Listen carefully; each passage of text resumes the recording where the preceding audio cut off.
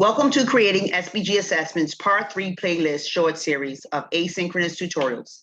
This is the fourth and final tutorial for this playlist.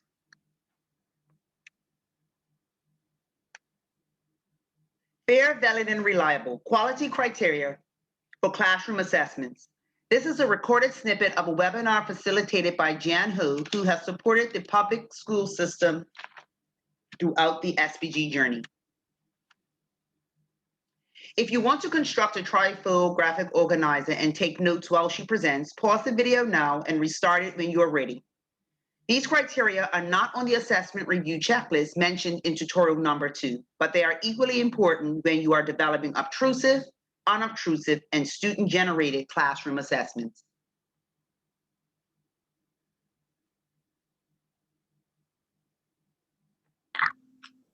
The three terms I'm going to talk about that are important for all classroom teachers and those who support classroom teachers to be familiar with are valid, reliable, and fair. So I'm going to start right there with the term valid. What are we referencing when we talk about the desire for valid assessments? Or, oh, I looked at that assessment and it really had a lot of test validity about it.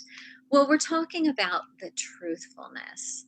Does it really measure what the standard requires to be measured? You know, back in the day when I was in the classroom, I did what I like to call item grabbing. In other words, what I would do is this.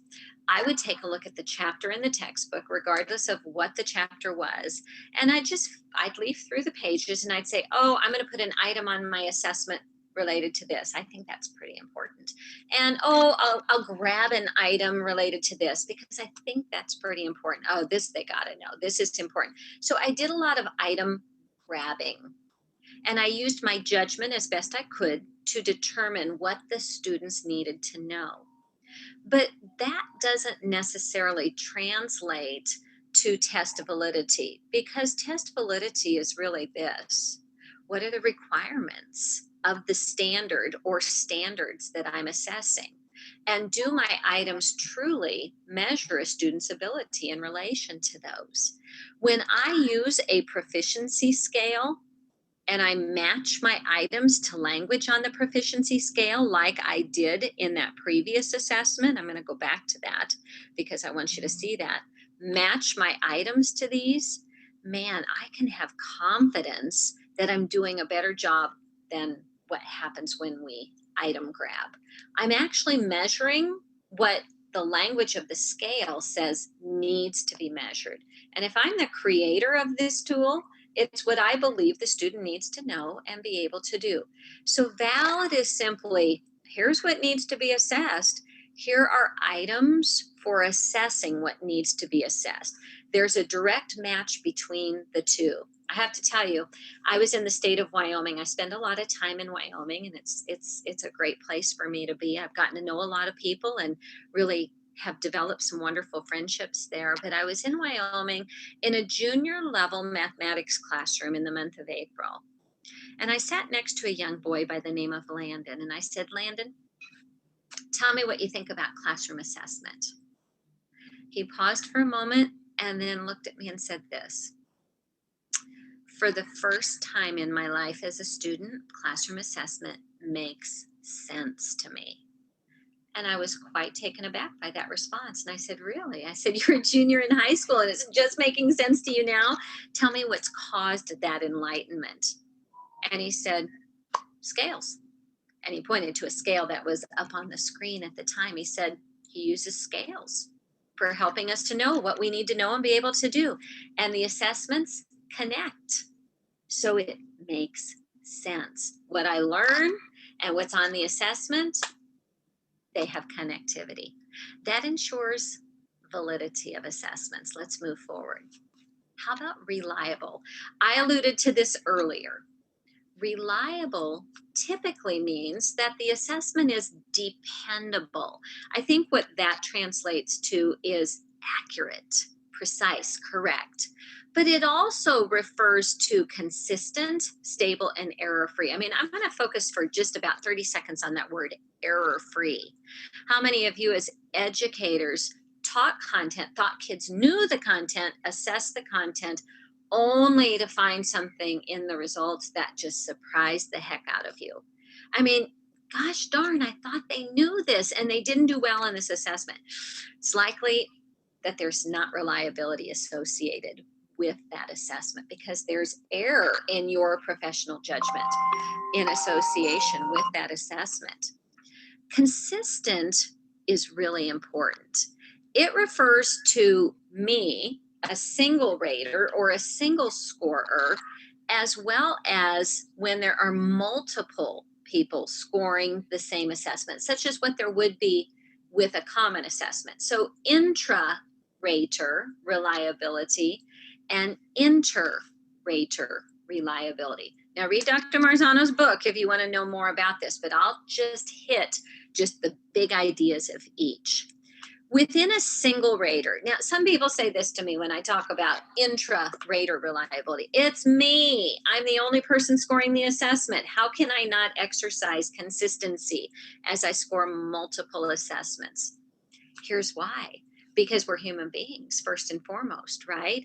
And I remember the life of the classroom teacher. You know, if I have 23 assessments to score, and there are some selected response and constructed response, and maybe even some extended response items on that, I might use my plan period to score 4 of those. And then I may not look at those again till after school. Think about the amount of time that has lapsed between the first opportunity to score assessments and the present. I may not exercise the same judgment. So what I always suggest is this: collect some actual kid responses to guide your scoring processes. That way you don't have to only rely on your own judgment and that consistent judgment. I mean, look at this is a constructed response item. If I collect some student responses and I say, oh, here's a complete student response, I can put them side by side and make more consistent decisions about the accuracy of those student responses. That's just a little food for thought. So intra-rater is me, myself, and me. How do I make sure that I continually exercise consistent judgment when scoring assessments? Inter-rater is when there are multiple people scoring assessments. And I know one answer that maybe you're thinking about right now that solves the problem of consistency across multiple raters, and that is to use some scoring guidance or a rubric. You're exactly right. I mean, just take this hypothetical situation. What if I just said to this kindergarten team of teachers, okay, it's the 5-star system. You want to give feedback to students on their writing. Oh, I know, isn't that adorable? And you're just going to score 1-star, 2-star, 3-star, score 4-star, and 5 stars. Think about the inconsistency that would be associated with the scores assigned to learners. We would never dream in a million years of doing that. What we would do instead is we would have some scoring guidance, such as what you see on the screen.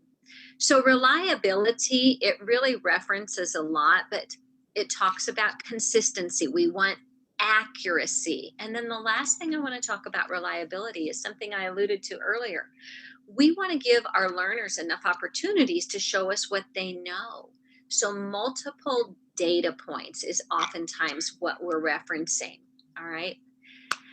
About 1 minute on fair, because certainly we want our assessments to be fair. And really what I'm talking about here is, well, take a look at this item. Think about whether or not you'd use this item or whether you would not.